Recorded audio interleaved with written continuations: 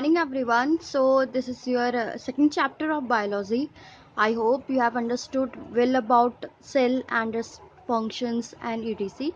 So, let me revise you that in your previous chapter you have learned through that what is cell. So, I hope you get all the point that cell is the functional unit of your life. So, what is the cell? The simply meaning of cell is if someone asks you that what is the cell? The cell is the functional unit of life, that is the smallest and minor unit of your living organism or multicellular organism, whether the organism is that is your cell. So now we will move on and we will learn about your tissue. So let me clear you about topic, which topic we will read in this chapter. First is your tissue, then your plant tissues and animal tissues, then your plant tissues and types, meristematic tissue, permanent tissue, type of permanent tissue, animal tissue and types, epithelial, connective, muscular and nervous tissue. So these are the topics which you will learn in this chapter. Before moving forwards, first of all, let me clear you what is tissue. So, have you known it? What is tissue?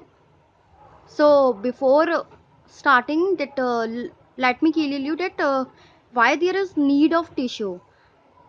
You might be thinking in your mind that why we have cells, so cell can do every work. So why do we need a tissue? So let us take an example. Suppose you are organizing an teachers day in your school. So everyone gets an opportunity or everyone have some duties. You just distribute your duties by yourself, that for catering some group will be done, and for uh, cake ceremony some will, for decoration some group. So you just make a group for particular function, for a specific function. Why?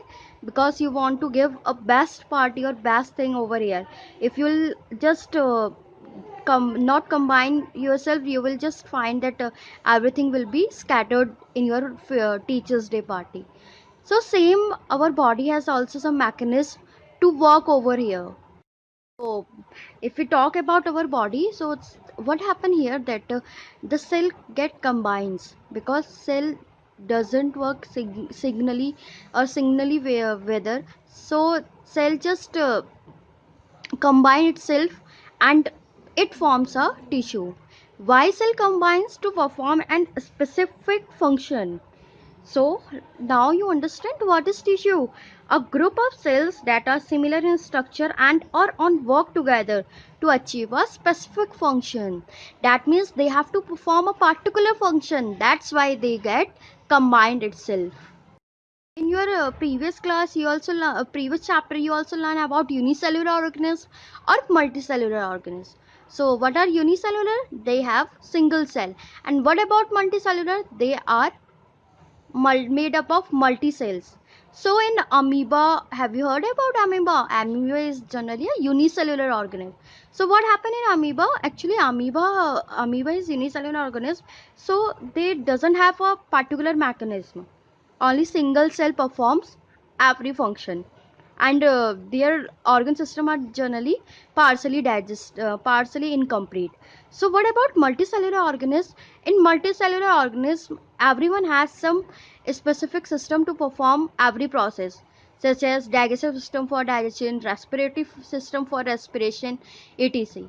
So plant and animal have also the tissue, because they comes in multicellular organisms. So let here know about what are plant and animal tissue, what are the difference between plant and animal tissue. What happen in plant tissue? Actually, the plant tissue are generally that supportive tissue. They just provide mechanical support, and the important fact is the growth of plant is limited. Why the growth of plant is limited? Because they have specific tissue on a specific location. That means now the growth tissue is not found everywhere, only in a specific region of plant. That's why the growth is limited in plant tissue. What about animal tissue?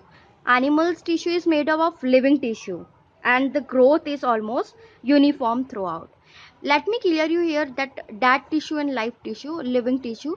Actually, dead tissue are those tissues which generally performs the function for at a specific condition or specific time, and the living tissue perform their functions throughout the life.